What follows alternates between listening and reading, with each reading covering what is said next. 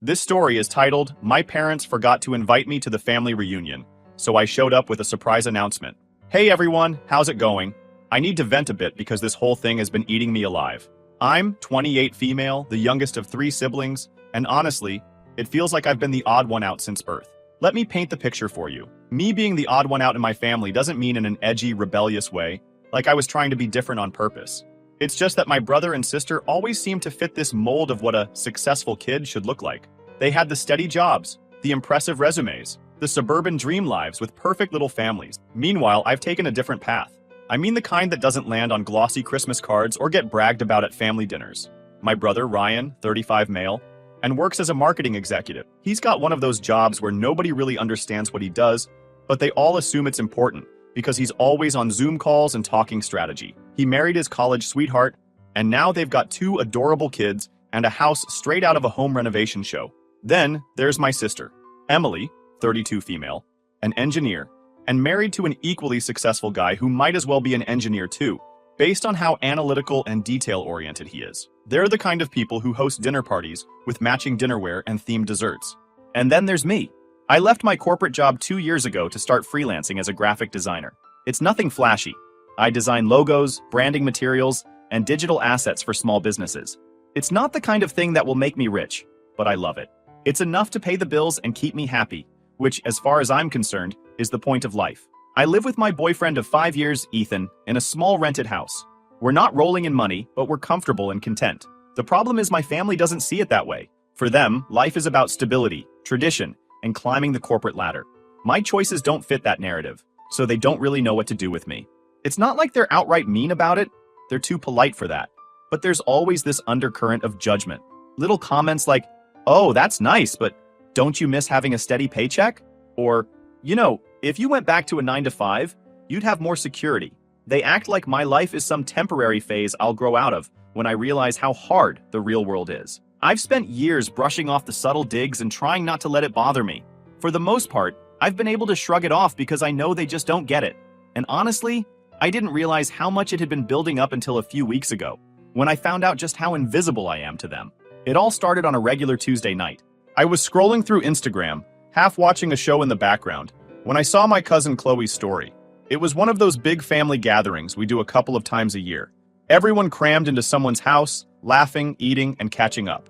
My brother and sister were there, of course, along with their spouses, my aunts and uncles, and all my cousins. It looked like the kind of chaotic fun that makes you nostalgic even while it's happening. But something was missing. Or rather, someone. Mr. I wasn't tagged. I wasn't there, and as far as I could tell, I hadn't even been invited. At first, I thought maybe I'd missed the memo.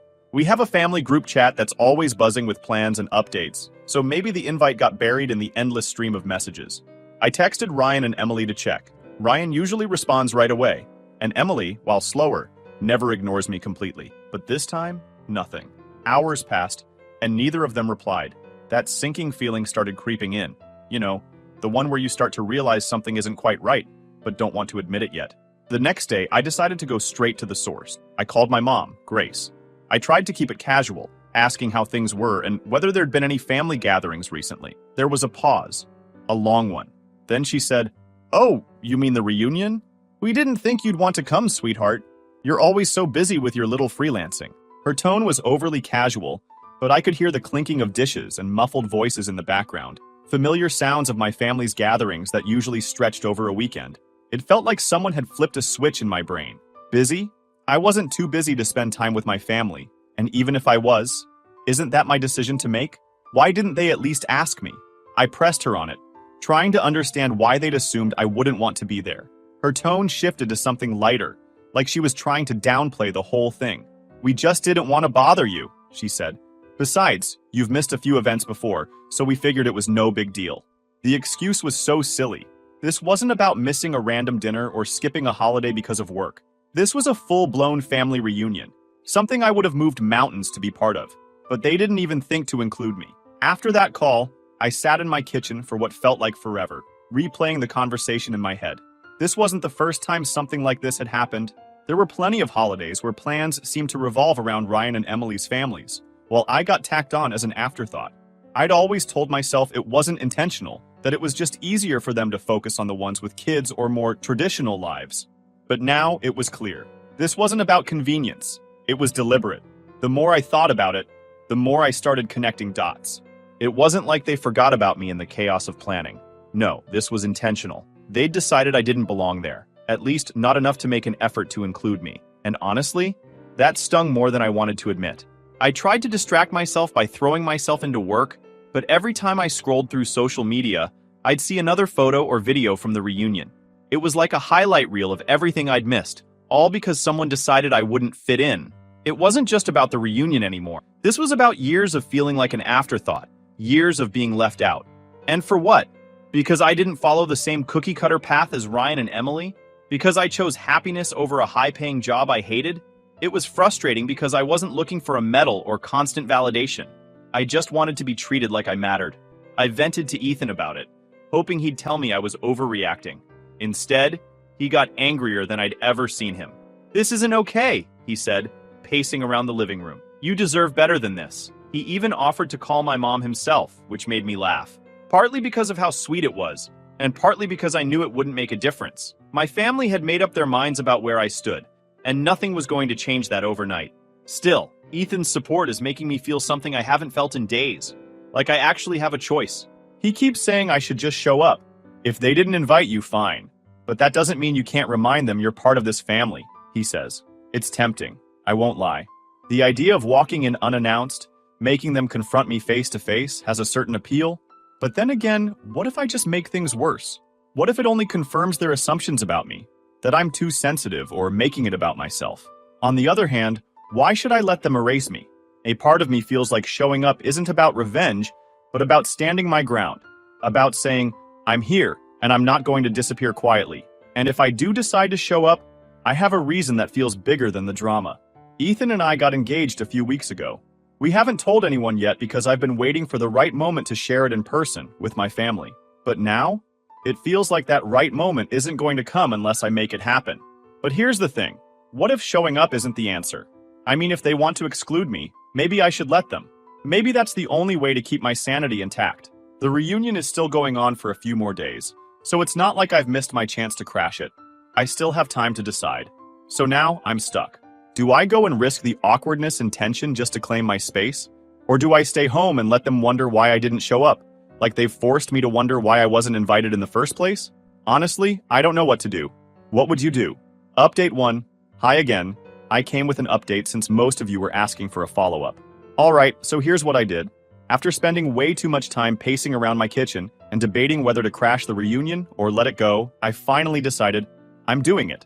Call it bravery, call it stubbornness, but I'm not sitting this one out.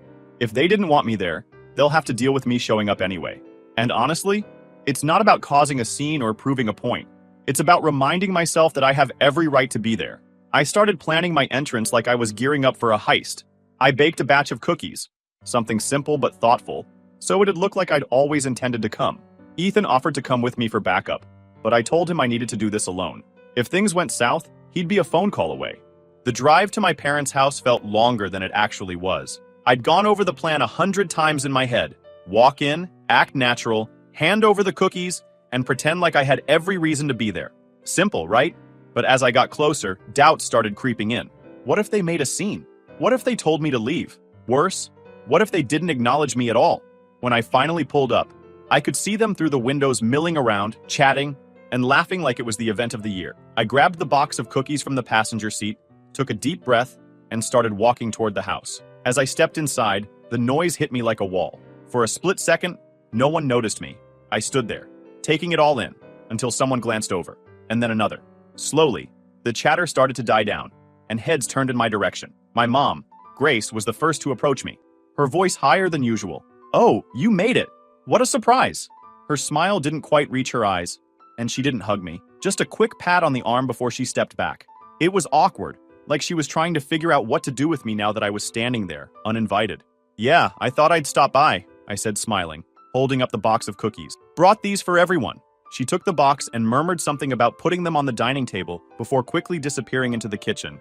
I could feel the weight of everyone's stares as I stood there, trying to look like I belonged. Some people gave me polite nods, others avoided eye contact altogether. My brother Ryan was nowhere to be seen, but Emily was across the room, deep in conversation with an aunt. She glanced at me once, her expression unreadable, before turning back to her group. I made my way toward the dining area, where a table was overflowing with food. My box of cookies looked laughably out of place next to all of it.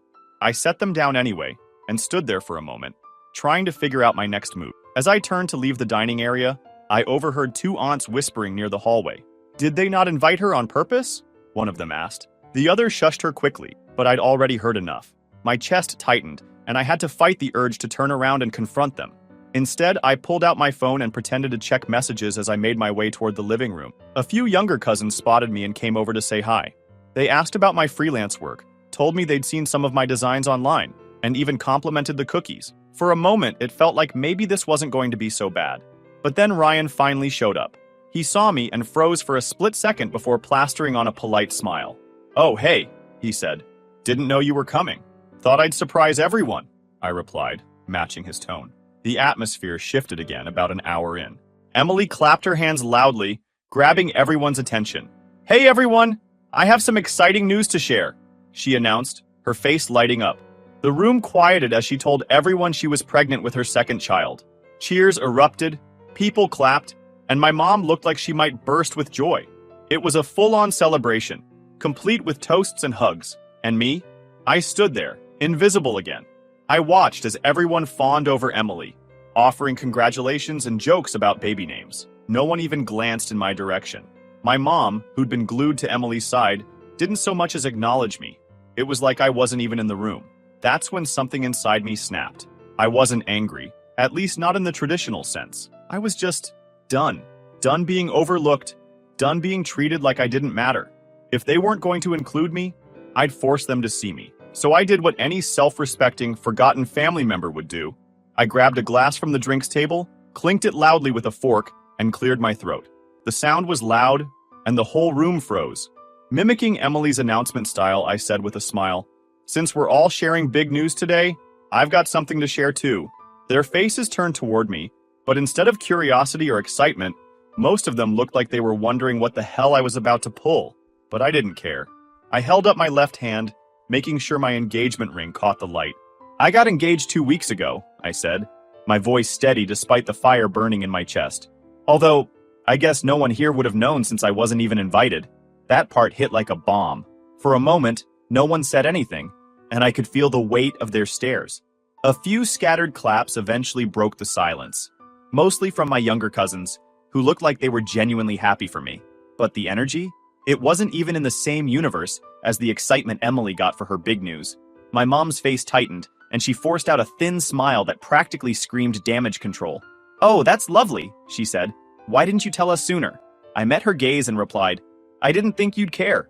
Ryan, who'd been standing near the kitchen doorway, stepped forward, his expression hard.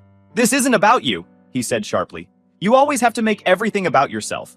This wasn't the time for that," Emily hissed, her eyes darting around as though I'd embarrassed her in front of the neighbors. She continued, "You couldn't just let me have one moment," she said. And just like that, I realized they weren't mad about my announcement. They were mad that I dared to disrupt their picture-perfect narrative.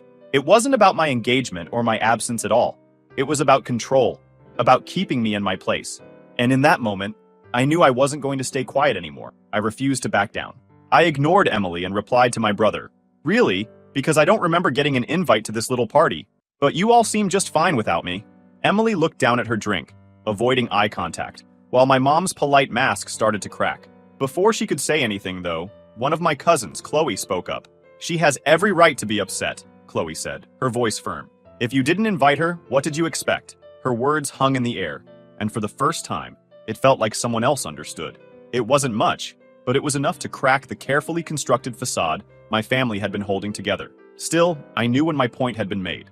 I wasn't about to stick around and let them spin this into another round of, "Look how dramatic she is." Ryan wasn't done. "You can't just show up and hijack the night like this," he said, his voice rising. I stood there for a moment, letting their accusations and excuses bounce off me. Then I grabbed my coat. "You know what?" I said, my voice steady. "I thought tonight might be a turning point for us, but I see now I was wrong.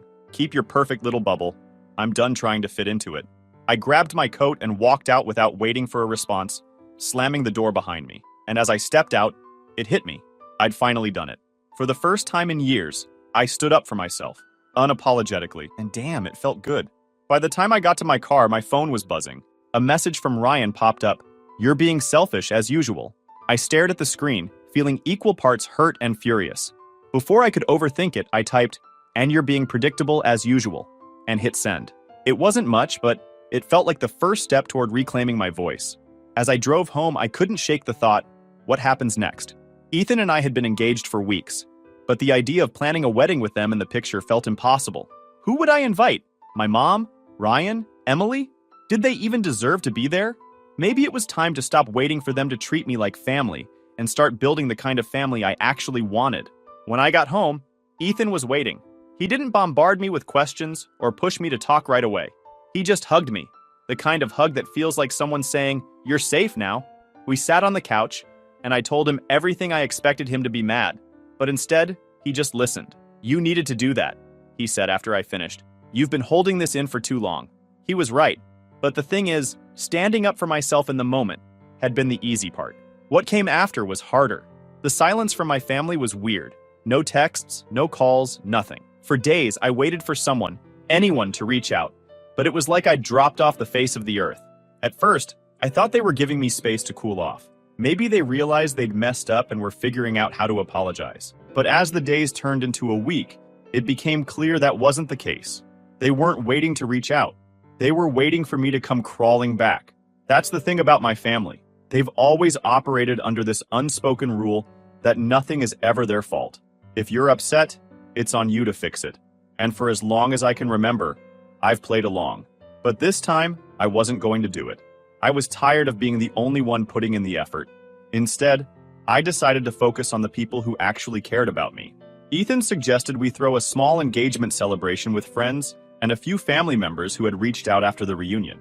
I hesitated. It felt weird to celebrate something so personal without my parents and siblings there. But the more I thought about it, the more I realized they didn't deserve to be part of it. Not if they couldn't even acknowledge my news. We planned a cozy little gathering in our backyard. Just a few close friends, some. It wasn't anything fancy, but it was perfect. Ethan's family came, along with a couple of my cousins, including Chloe, who had quietly supported me through the whole mess. They brought warm smiles, hugs, and genuine excitement. It was the first time in a long time that I felt celebrated for just being me. During the party, Chloe pulled me aside. She'd been at the reunion and had witnessed the whole thing. "I'm sorry for how everyone treated you," she said. "You didn't deserve that. And for what it's worth, I think what you said needed to be said. I'm grateful that someone gets it, even if it's just one person. So yeah, this is where I am right now. I know my parents aren't going to let this slide. That I didn't invite them to the party isn't something they'll take quietly. What will they do next? I have no idea. But if anything happens, I'll update. For now, I'm just enjoying the peace while it lasts." Final update. Hey guys, I came back with an update. Well, the engagement party was exactly what I needed. For the first time in years, I felt genuinely celebrated, surrounded by people who actually cared about me. It was small, it was simple, and it was full of love. Everything my family gatherings never seemed to be. But of course, peace with my family was never going to last. A couple of days after the party, I got a text from Ryan. It was short and to the point. "We need to talk." I stared at the message for a while, debating whether to respond. Part of me wanted to hear him out, but another part of me wasn't ready to reopen that wound. Eventually, I replied with, "What about?" His response came almost immediately. "You made a scene at the reunion. It wasn't fair to Mom or Emily." There it was. No acknowledgement of how they'd treated me, no apology for excluding me, just more deflection. I took a deep breath and typed out my reply. What wasn't fair was being excluded in the first place. If you want to talk, we can, but I'm not going to apologize for standing up for myself. He left me on read. Here's the rewritten version in past tense, casual, and bolder. A few hours later, my mom called. I picked up, already guessing what it was about. "So," she started, "why exactly weren't your father and I invited to your engagement party?" I almost laughed. "I didn't think you'd want to come," I said, throwing her line right back at her. "Don't you dare pull that!" she shot back. "We're your parents. Of course we should have been there. Do you know how embarrassing it is to hear about it from your cousin?" "Embarrassing?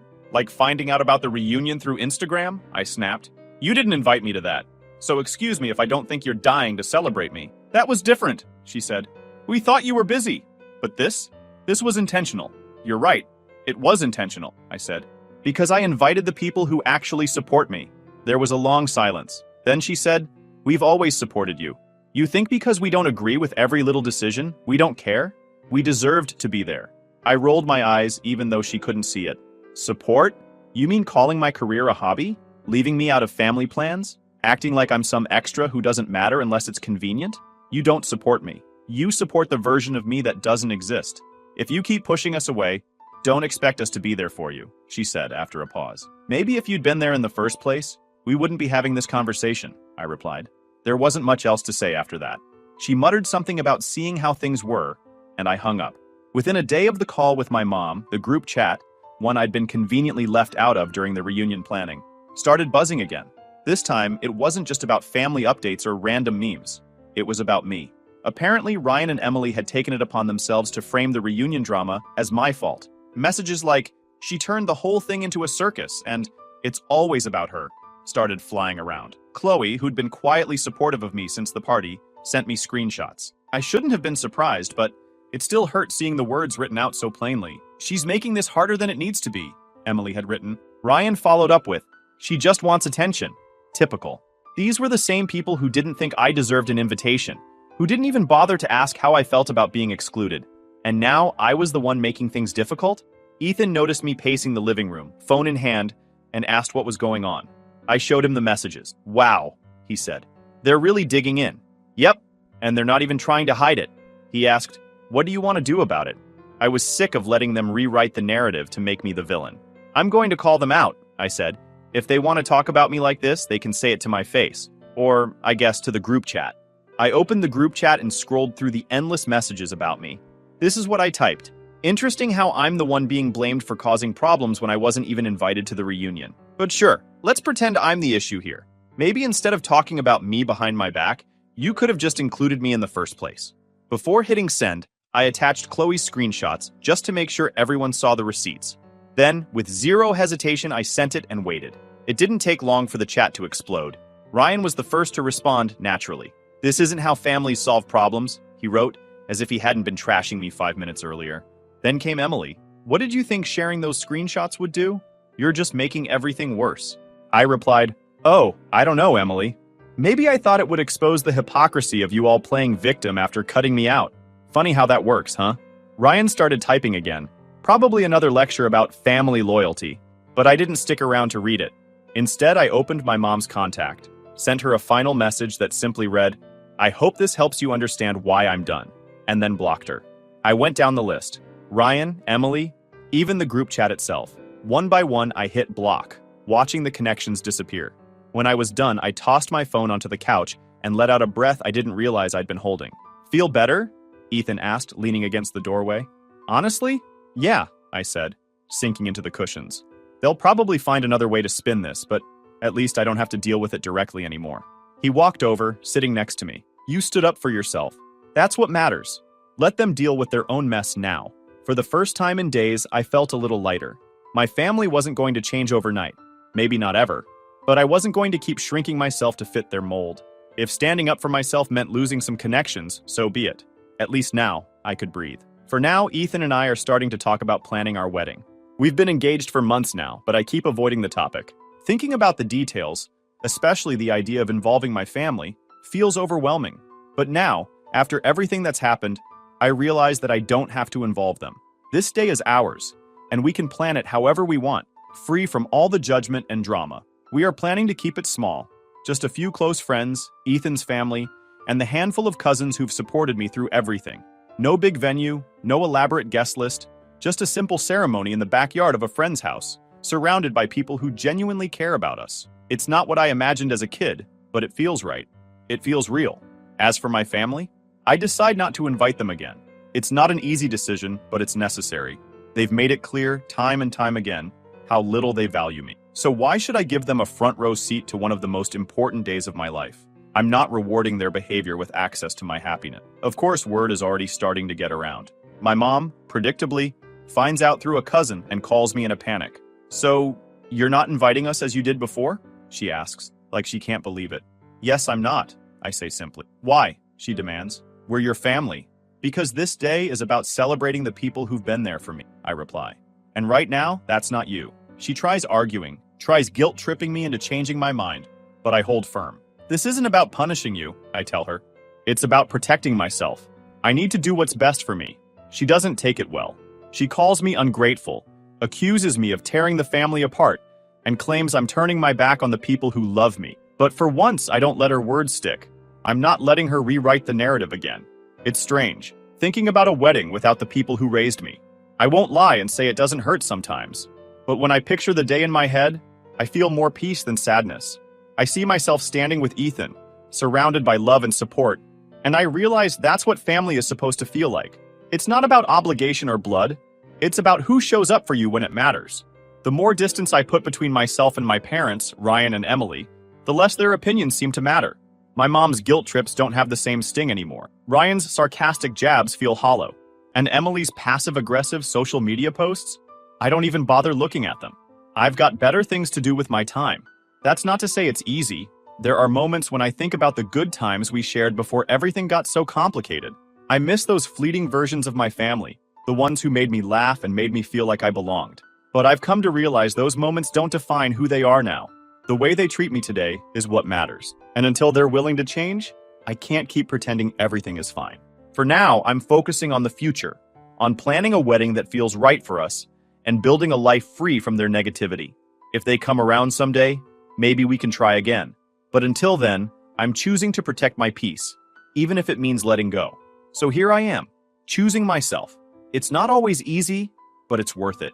Because at the end of the day, I've learned one thing. You don't have to settle for less than you deserve, even if it means walking away from the people you thought would always be there.